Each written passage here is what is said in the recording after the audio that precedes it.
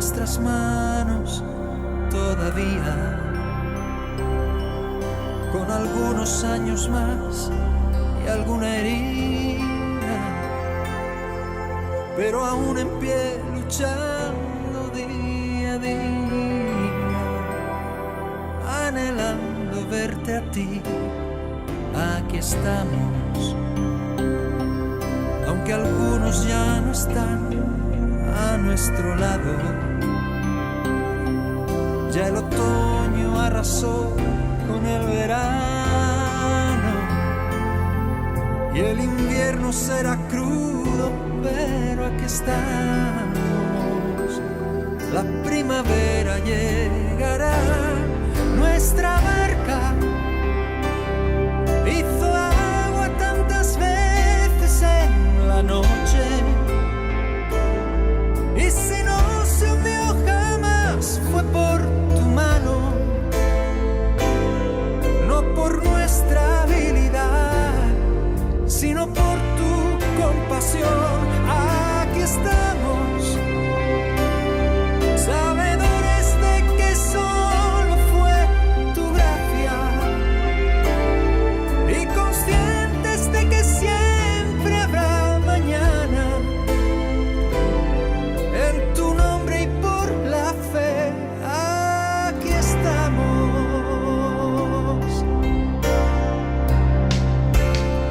Aquí estamos. Los recuerdos se me agolpan en la mente y en algún momento tu figura emerge. No sé cómo, pero siempre estás presente en el tiempo y el lugar. Aquí estamos. Nuestro paso aún es firme a tu lado. Nuestros ojos aún te miran caminando. Casi, casi ya te tocan nuestras manos. Llegaremos hasta ti. Nuestra barca hizo agua tantas veces en la noche, y si no se hundió jamás fue por tu mano, no por nuestra habilidad, sino por tu compasión. Aquí estamos, sabedores de que solo fue tu gracia y conscientes de que siempre habrá mañana. En tu nombre y por la fe, aquí estamos. Oh, aquí estamos.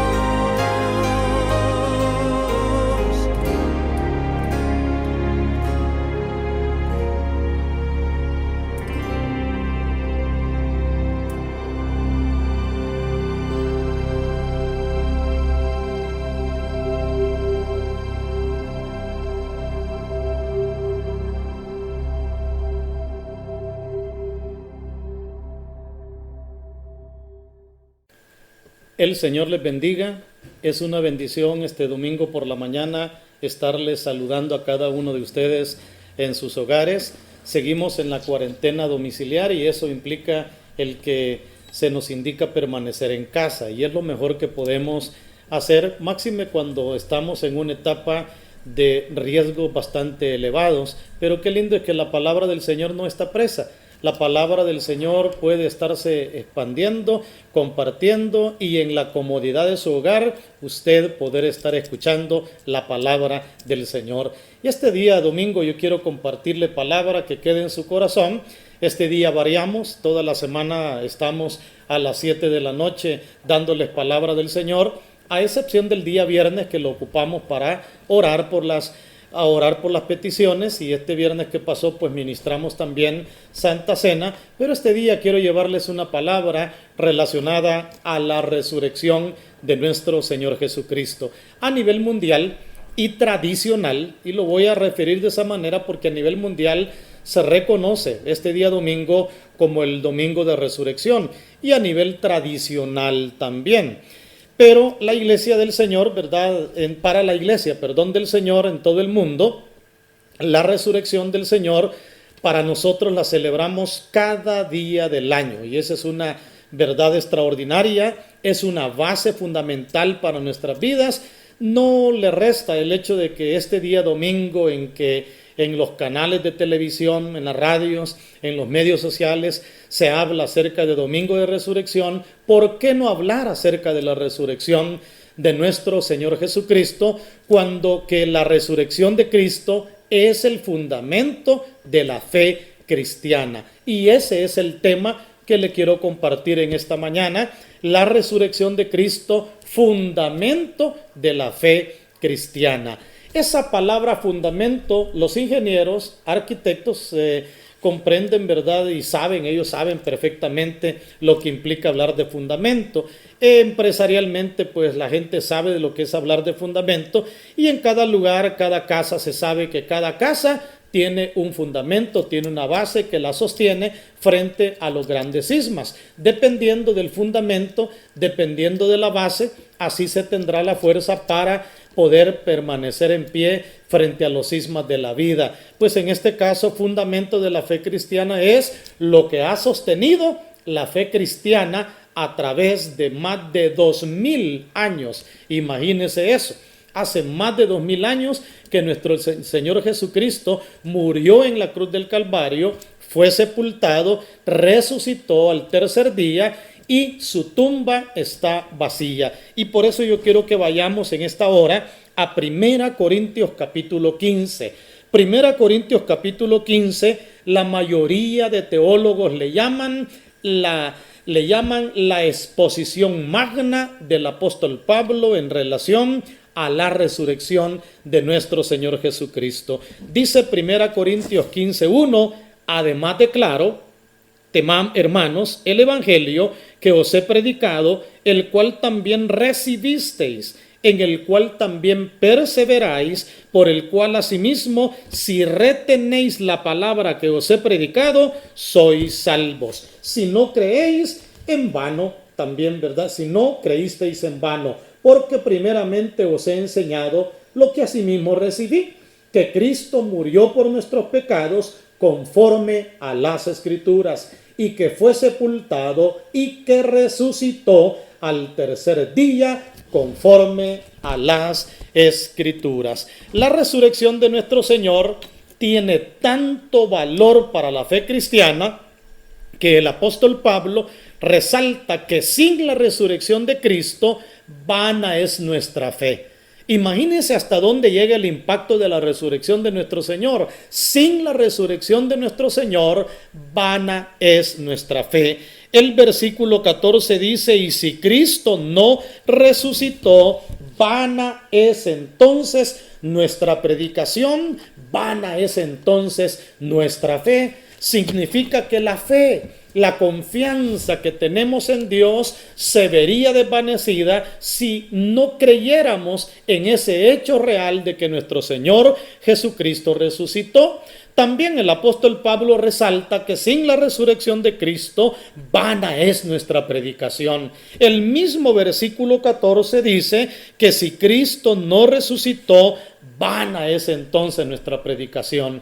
En otras palabras, por gusto predicar el evangelio, por gusto hacer el esfuerzo de proclamar el evangelio de las buenas nuevas de salvación, si adoramos, exaltamos a un Cristo muerto que hay que estarlo yendo a ver allá en Jerusalén, allá en Israel, y estar llegándole a poner flores, para nada, ¿verdad? Aquellos que han tenido el privilegio de poder ir a Israel, un sueño, ¿verdad? Que yo creo que la mayoría anhelamos, ¿verdad? Tener el estar en la ciudad preciosa donde el Señor nació, creció, se hizo hombre como Dios, para venir e identificarse con la raza humana.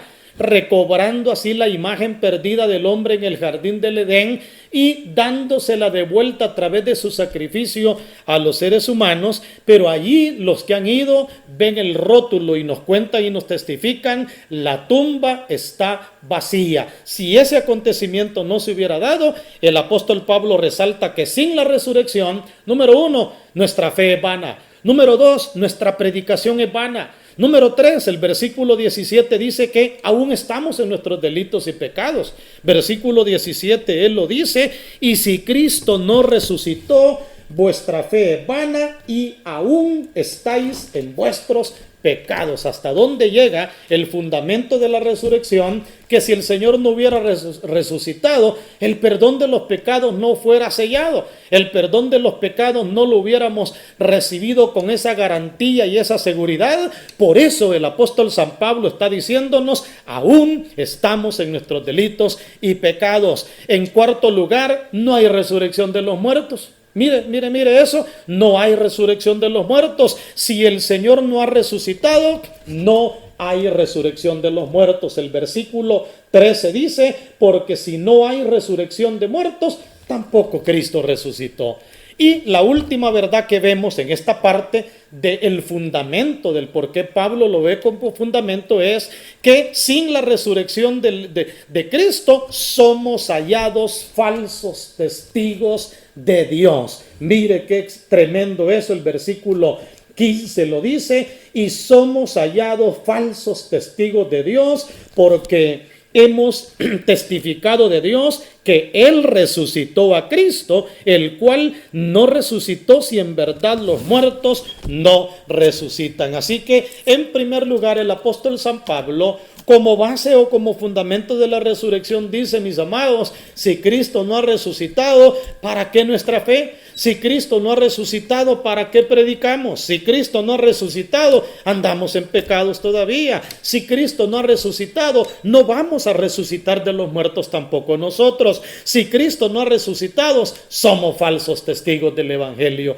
¿Por qué predico el Evangelio por un poquito más de 40 años? Conocí a Cristo en el año 1978, mes de abril del año 1978, y 8 días después de haberme bautizado en aguas, se me dio el privilegio de predicar la palabra del Señor. No recuerdo, ¿verdad?, qué habré predicado, cómo lo habré predicado, pero recuerdo que prediqué la palabra del Señor. No había estudiado todavía en un instituto bíblico donde se me enseñó homilética, hermenéutica y aquellas materias que nos ayudan en la composición, proclamación de mensajes, pero había en mí, todavía lo hay, un fuego ardiente por proclamar al Señor resucitado, y desde esa ocasión no he dejado de predicar la palabra del Señor. Siendo miembro de la iglesia local donde el Señor me llamó, fui predicador de la palabra dentro del templo, fuera del templo, en los parques, en las colonias, en los cantones, en los lugares donde se me diera el lugar de predicar. Luego salí a predicar la palabra de Dios en las congregaciones donde Dios me ha llamado desde hace 34 años, y Dios ha sido tan lindo y maravilloso en que predico la palabra y sigo predicando, y mi sueño es llegar a anciano predicando la palabra del Señor, llegar hasta que ya no tenga fuerzas predicando la palabra del Señor. ¿De dónde viene esa fuerza? Esa fuerza para la predicación del Evangelio. Usted dirá: pastor, ¿y de dónde viene ese ánimo por el cual usted predica? Porque el ánimo viene del Señor definitivamente. No porque yo sea una persona que tenga fuerzas físicas extraordinarias, para nada, no las tengo. Si usted me viera por ratitos, ¿verdad?, que me duele todo, ¿verdad? Me duele todo, me cuesta hasta predicar una palabra, pero soy feliz predicando el Evangelio. ¿Y sabe por qué? Porque predico a un Cristo que está vivo y que permanece para siempre. Su servidor está seguro que mi fe no es en vano, la predicación no es en vana. No estoy en mis delitos y pecados porque Él me perdonó y resucitó. Voy a resucitar un día de los muertos si llego a morir, o voy a ser levantado a la hora del arrebatamiento fundamento de la iglesia y soy testigo fidedigno de que el Señor es fiel y todopoderoso. Así que Pablo presenta todas estas verdades en el capítulo 15 como para decir, este es el fundamento de la iglesia cristiana, la resurrección del Señor. Pero en segundo lugar pasa a las pruebas, porque Pablo no está hablando algo inventado por él. En lo personal, yo no estoy hablando algo inventado por mi persona. Y la congregación lo sabe, todo el tiempo que tenemos de compartir la palabra del Señor por 29 años en Iglesia Cristiana José Santa Ana, Asamblea de Dios, 5 años en Iglesia Belén Matasano, Asamblea de Dios, año y medio en lo que es la iglesia Alfa y Omega de lo que era las parcelas de Zapotitán. ¿Por qué razón predicando el evangelio con toda la fuerza? Porque estoy claro y seguro, al igual que el apóstol San Pablo, que predico a un Cristo vivo que permanece para siempre. ¿Qué bases son las que presenta Pablo? En primer lugar, el apóstol San Pablo presenta la base escritural. La base escritural. Para el apóstol Pablo es importante la base escritural. Me llama la atención que en el versículo 3 él dice, porque primeramente os he enseñado lo que asimismo recibí, que Cristo murió por nuestros pecados conforme a las escrituras. Lo primero que el apóstol San Pablo está resaltando es, murió por nuestros pecados. Alguien podrá decirme, pastor, pero ¿para qué razón Pablo le está haciendo énfasis a la muerte de Cristo? Hablar de la muerte de Cristo es un elemento importante. ¿Sabe por qué? Porque muchos en aquel momento en que Cristo fue crucificado negaron la muerte del Señor, negaron la muerte del Señor. Algunos, se cree que, hay una porción en la palabra donde los líderes religiosos de aquel entonces le pagaron a los soldados, incluso para que dijeran que los discípulos se habían robado el cuerpo. Imagínense, ¿por qué? Negando la muerte. Se levantaron en aquel día teorías falsas en relación a la muerte del Señor y a su resurrección naturalmente. Algunos decían, ¿verdad? Se levantó la teoría llamada la teoría del síncope cardíaco. Esa teoría decía que al Señor en la cruz no murió, le dio un síncope cardíaco, se le detuvo el corazón de tanto golpe, de tanto sufrimiento, pero que luego volvió en sí y que no hubo resurrección, que no murió. Otros hablan de la teoría del cuerpo robado. Hay otra teoría que se le llama la teoría de la alucinación.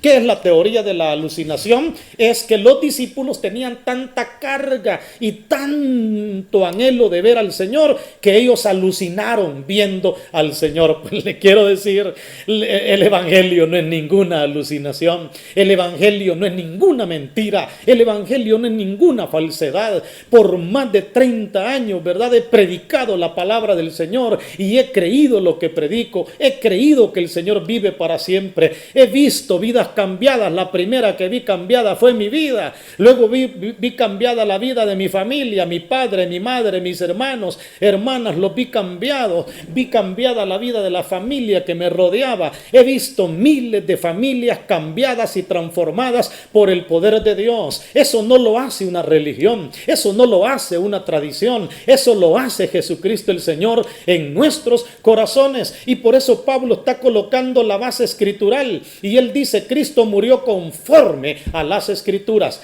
base escritural. Y no solo eso dice, sino que luego dice, y que fue sepultado y que resucitó al tercer día conforme a las escrituras. ¿Qué es eso? La base escritural. Pablo dice, se cumplió las escrituras de la palabra. No tengo el tiempo para ir al Antiguo Testamento y ver todas las profecías acerca de la muerte, sepultura, resurrección del Señor, pero el Antiguo Testamento está plasmado, lleno de palabra profética en relación a la obra redentora del Señor. Isaías capítulo 53 está lleno de ese mensaje extraordinario del Señor. Así que la base escritural. En segundo lugar, Pablo presenta como prueba la base testimonial, el testimonio.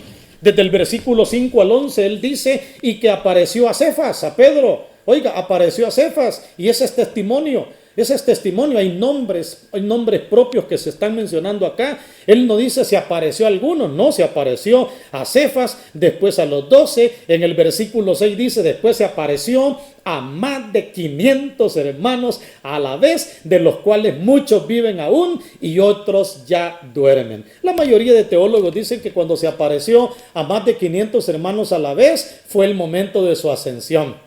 Fue en su momento allá, Hechos capítulo 1, donde se habla que él ascendió frente a todos. 2 varones angelicales se presentan delante de la multitud y le dicen, varones galileos, ¿qué estáis mirando? Ese mismo Jesús que ustedes han visto levantarse, así como le habéis visto ir en una nube, así vendrá otra vez. Es maravillosa esa palabra, emociona esa palabra ver cómo los ángeles les anunciaron la ascensión y la venida de nuestro Señor Jesucristo. Se apareció a más de 500 hermanos a la vez. En el versículo 8 sigue diciendo, en el versículo 7 después apareció a Jacobo, después a todos los apóstoles, pero no solo esas fueron las apariciones. Mateo 28, 9 al 10, habla que se le apareció a las mujeres que fueron a la tumba. Las mujeres que fueron a la tumba. Marcos capítulo 16, 9 al 11, Juan 20, 11 al 12, habla que se le apareció a María Magdalena. El Evangelio de Lucas capítulo 24, versículo 13 al 32, habla que se le apareció a los 2 del camino a Emaús. Aquellos 2 hombres, esa historia siempre me impacta y me quebranta. Aquellos 2 varones que iban camino a Emaús, quebrantados, en soledad, creyendo que todo se había derrumbado, creyendo que ya no habían esperanzas, y se les acercó, habló con ellos, los ministró, los fortaleció. Lucas 24, 34 habla que se le presentó a Pedro en Jerusalén. Lucas 24, 36 dice que se le presentó a 10 de los discípulos. Juan 20, 24 al 29 dice que se le presentó a 11 discípulos que estaban reunidos. Luego también Juan 21, 1 al 23 habla que 7 discípulos pescando en Galilea tuvieron la experiencia con el Cristo resucitado. También 1 Corintios 15, 6 que lo acabamos de leer, se le presentó a más de 500 hermanos. También 1 Corintios 15, 7 dice que se le presentó a Santiago, el hermanito del Señor. Mire qué maravillosa, ¿verdad?, de experiencia. Pero luego viene la tercera base. La primera base, escritural. La segunda base, testimonial. Y luego Pablo presenta la base personal. La base personal, el testimonio personal que nadie, absolutamente nadie puede opacar. En lo personal a mí no me va a opacar nadie en relación a que si creo firmemente en el Señor resucitado. Oh, creo en el Señor resucitado. Espero al Señor resucitado. Sé que está sentado a la diestra del Padre para fortalecer y bendecir. Y no importan los momentos que estemos atravesando en la tierra. Hay momentos, ¿verdad? Los seres humanos tenemos anhelos materiales. Los seres humanos tenemos anhelos en el ámbito material. Y hay momentos que me he ido allá a una esquinita, ¿verdad?, del jardín de la casa, y le digo y le pregunto cosas al Señor en relación a los ámbitos materiales, y solo me veo al Señor a la par mía poniéndome su mano en el hombro diciéndome: hijo, el cielo te espera, el cielo te espera. No porque no esté interesado en las cosas materiales nuestras, no porque no esté interesado en las cosas financieras nuestras de la tierra, pero el cielo nos espera. Cristo no está muerto, Cristo está vivo, y por eso lo decimos en una alabanza: lo siento en mis manos, lo siento en mis pies, lo siento en todo mi ser. La base personal. ¿Dónde está la base personal? Dice Pablo en el versículo 8: y al último de todos, como un abortivo, me apareció a mí. Hechos capítulo 9, versículo 3 al 8. 1 Corintios capítulo 9, versículo 1. Gálatas capítulo 1, versículo 14. En Hechos también 8, versículo 3, y en todo el libro de los Hechos presenta el testimonio del apóstol Pablo de cómo él era perseguidor de la iglesia. Con cartas en las manos, él iba a la ciudad de Damasco a poder arrastrar, sacar a todo aquel que predicara el evangelio, cuando de pronto una luz refulgente lo alumbra, cae al suelo, oye una voz que le dijo: Saulo, Saulo, ¿por qué me persigues? Él no sabía quién hablaba, y por eso, como todo hombre inteligente queriendo conocer las cosas de Dios, él se preguntó: ¿quién eres, Señor? ¿Quién eres, Señor?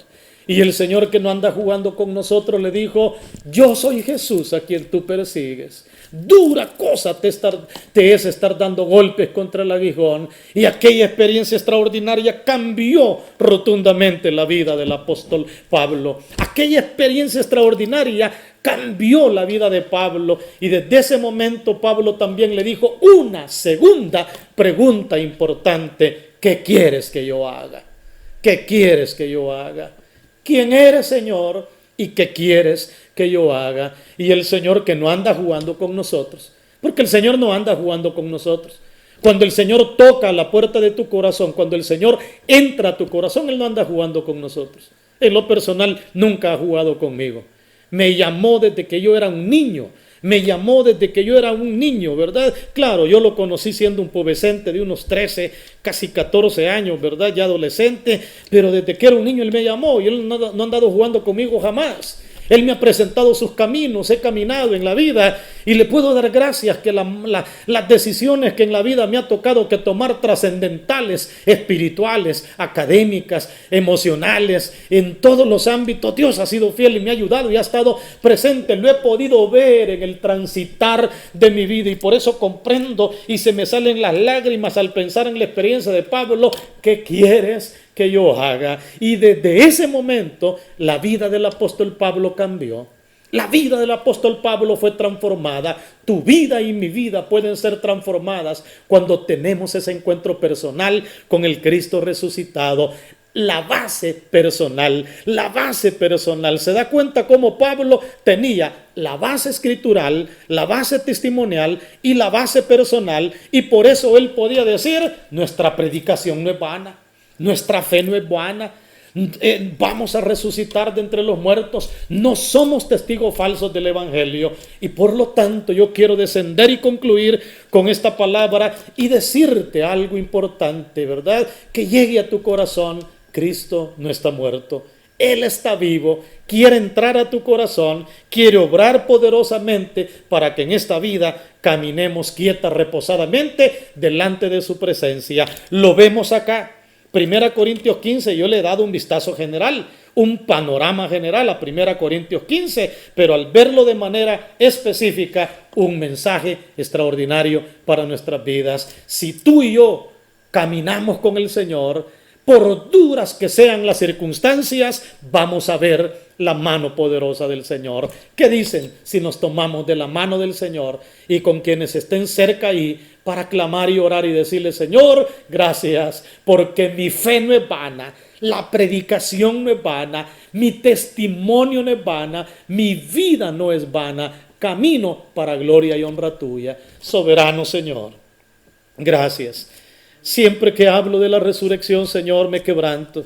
Siempre que hablo de la resurrección se me salen las lágrimas, Dios amado, porque pienso, Dios eterno, en que lo que creo, lo que predico, lo que testifico no es en vano, Señor. Lo que hago, Señor, no es en vano, Señor. Y yo sé que lo mismo creen mis hermanos que están conectados a esta hora, y mis amigos que están viendo y oyendo esta palabra. Señor, penetra lo profundo de su corazón, penetra lo profundo de sus vidas, llenando sus corazones, llenando sus vidas, fortaleciendo sus almas, Señor, obrando de una manera extraordinaria en sus vidas. Que esta palabra, Señor, sea una palabra de edificación para la vida de cada uno de nuestros hermanos en esta hora, Señor. Llénales, fortaléceles y bendíceles en este momento, Señor. Que la mano poderosa tuya esté con ellos en esta hora, llenándoles, fortaleciéndoles y bendiciéndoles. Amén y amén. Mis amados y mis amadas, les animo, ¿verdad?, a seguir oyendo palabra del Señor. Ustedes saben que de lunes a viernes estamos a las 7 de la noche, de lunes a jueves estamos con palabra de Dios para usted, el día viernes con nuestro día de oración, sábado a las 7 de la noche, y el siguiente domingo estamos con palabra del Señor para fortalecerlos. Los amamos, les apreciamos y esperamos que Dios me les bendiga.